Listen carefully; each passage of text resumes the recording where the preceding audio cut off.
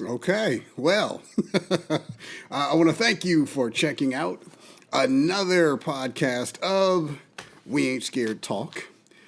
My name is A1, and as always, we ain't scared. Now, that opening song, I'm sure a lot of you know, Coming to America, she's your queen to be. Yeah, to me, that made the movie, among other things. But yeah, let me say, as always, thank you to those who are tuning in, checking out another podcast. Appreciate you. Hit that subscribe button. Like, and share. Subscribe. You could be anywhere in the world, but you're right here with me. And these We Ain't Scared Talk mugs, I cannot stop talking about them because they are incredible. And I believe, as I've always said, if you get this We Ain't Scared Talk mug and you pour your hot drinks in it while you're listening to this show, your intelligence, your IQ is going to shoot up at least 50 points. At least. All right? Tell them you heard it here first. All right, so we got, a lot of ground to cover, and we got a lot of things that we need to discuss and go over. Now, with that being said, let me take a look at these notes here. Okay, so this is what we're going to do. I got a lot of pages. Let me just go ahead and say this first. This is going to be one of those podcasts where it could very easily go in a direction that I don't want it to go in. So let me just qualify it, okay? Black women are the most talented, the most creative in the world, all right? So let me tell you the title of the podcast, and then I'm going to start and jump back in, to my notes, okay? So the topic is, are the all-black female beauty pageant winners more about headlines than talent?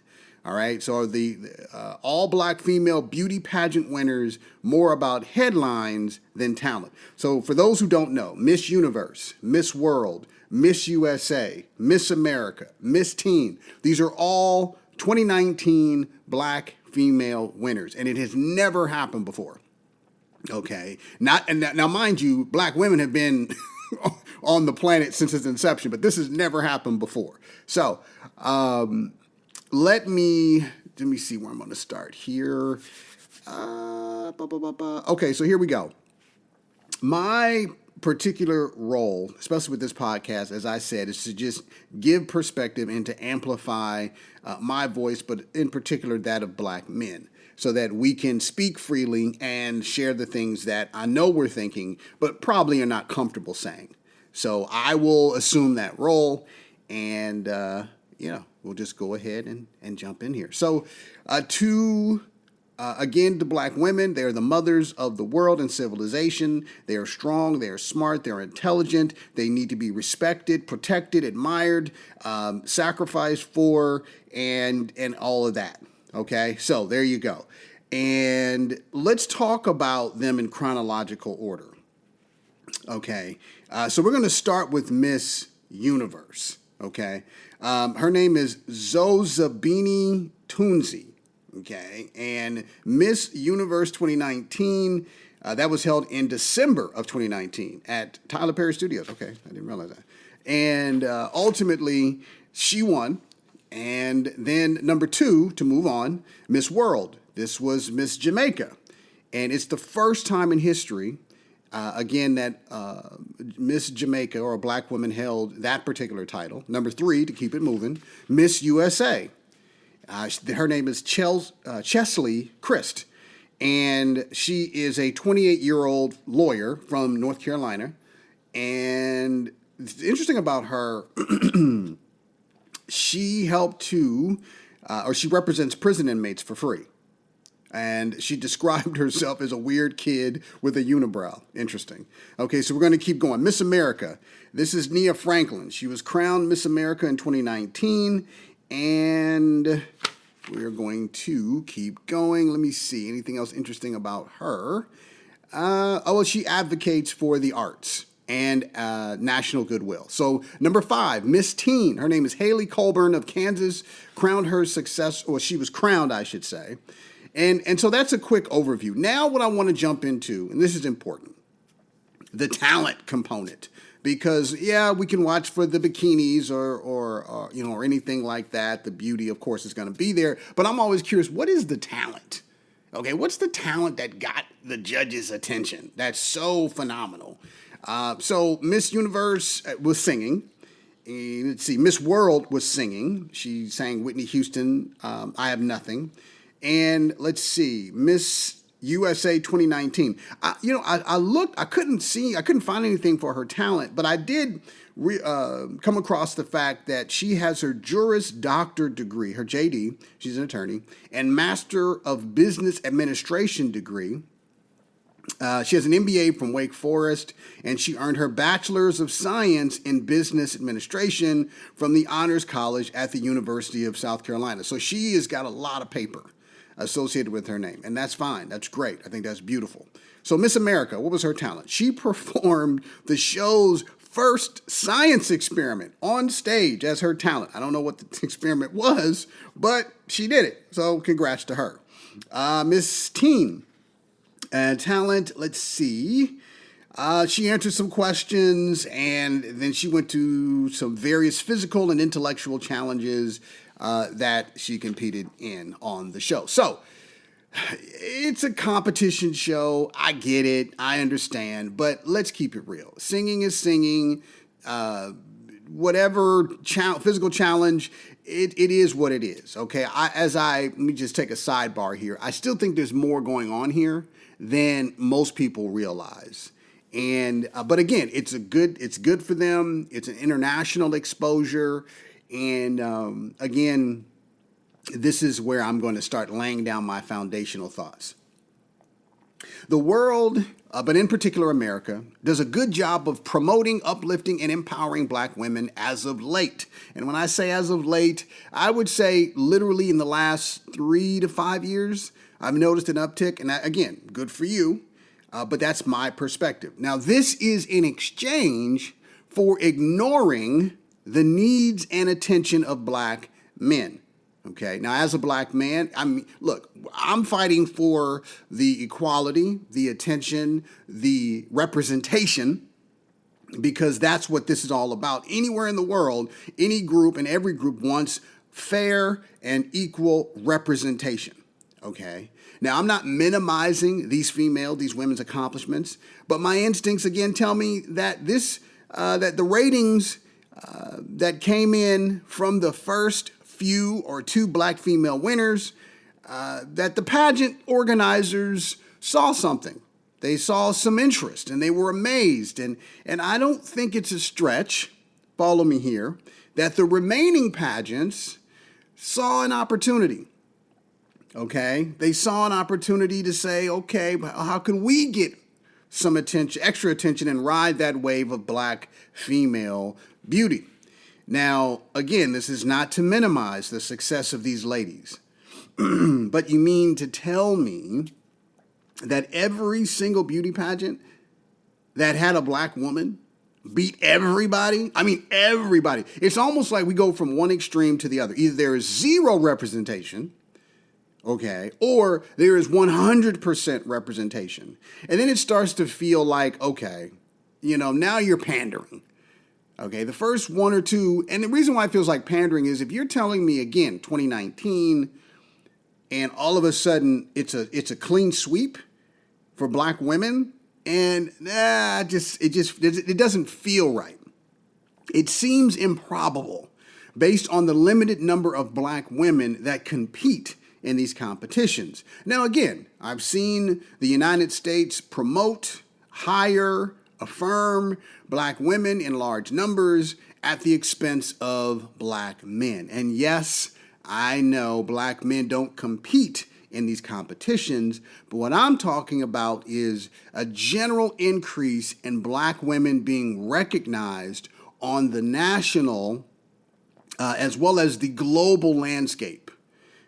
While Black men tend to languish or we're relegated to prison or non-visible positive recognition. Now, to be honest, one could argue or say, and I'm sure they're saying it, oh, you sound like you're just a hater. You sound like you're just jealous, A1. No, look, truthfully, I'm not. I just believe in balance. And I know it's a beauty competition, so how can there be balance, right? Great question. Men gonna join a beauty pageant? You know what? It's 2020, so at the rate that everyone's going with this whole, I identify as an 8-year-old or a 20, that BS. But anyway, let me not digress.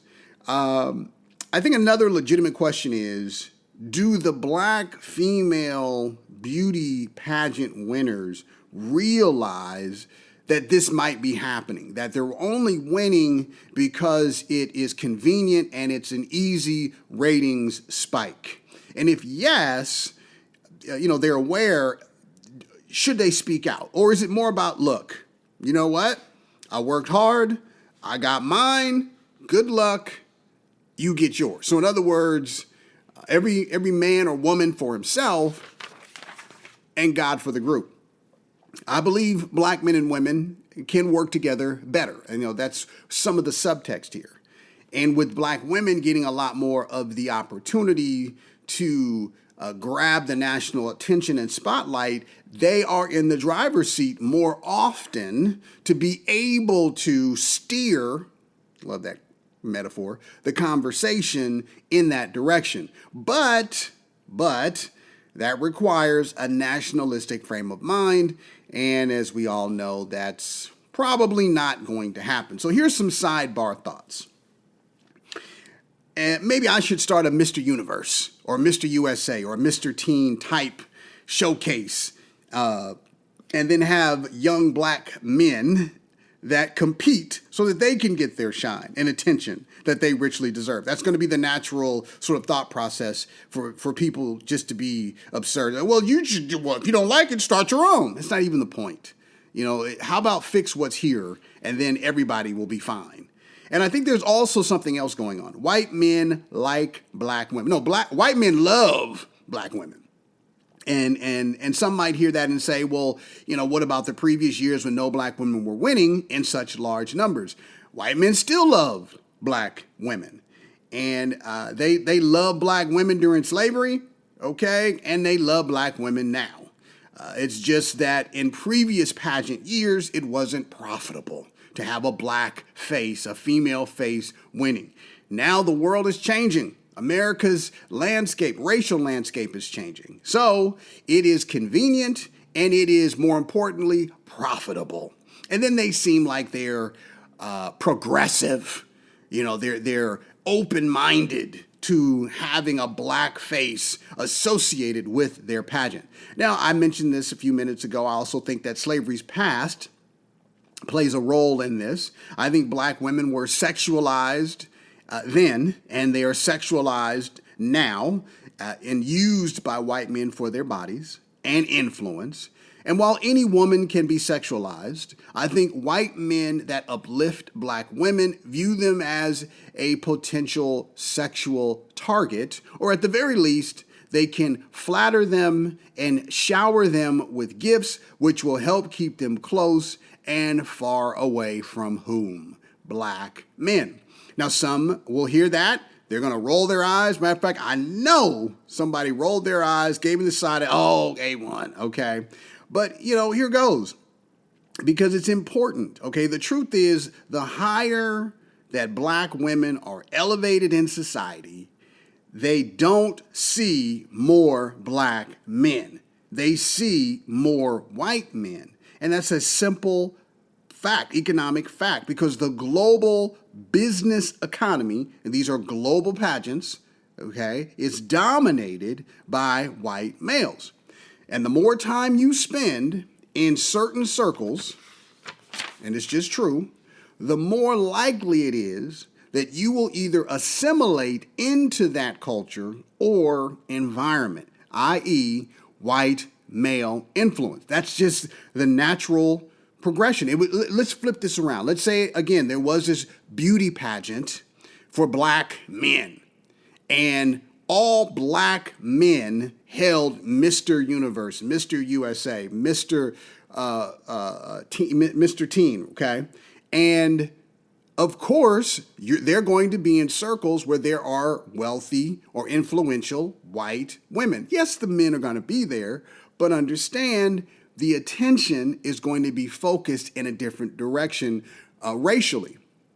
Now, again, I'm happy for these ladies, but when I look at the entire picture, it starts again to feel like the pageants are just reaching for easy headlines. Because if we can keep it real, I mean, anybody can sing, okay? Anybody can tap dance and hula hoop and play the piano. So what was it really about these women that made them so unique that they had to really, it was a clean sweep across the board?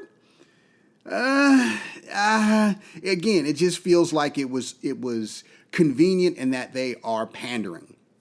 Again, the truth is anybody can sing, dance, walk, wear a sash, or do science experiments. So what makes, again, these women stand out? Now, nobody cured cancer, okay? They didn't stop human trafficking. They didn't end homelessness or stop poverty. This is a superficial competition based in beauty and, in my opinion, politics. I think they know who they want to win before the competition even starts. But, maybe that's me, but I just think that they do. Are there any easy answers to this? No.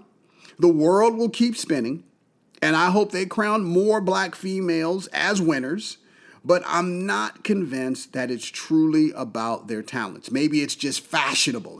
White people like to wear black people fashionably when it's convenient for them. It's kind of like hip hop, okay?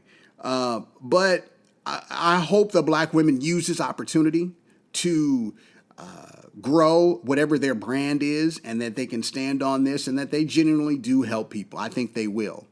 Black people have been marginalized for decades. We've been ignored. And now my hope is that they can use it to find out how to work with black men. Because black men and black women do not work together well at all. But maybe this will change. Again, I wish all the ladies much success now and in the future. And I hope they all change the world for the better. I think it's important that they do take those steps. I mean, they got to do something, right? You got a big platform. And I'm sure you have your own thoughts on this, and that's great. Let's keep the conversation going because it's important. I want to thank you for checking out another podcast of We Ain't Scared Talk. My name is A1, and you got some good food for thought. Listen again. Tell a friend. We ain't scared.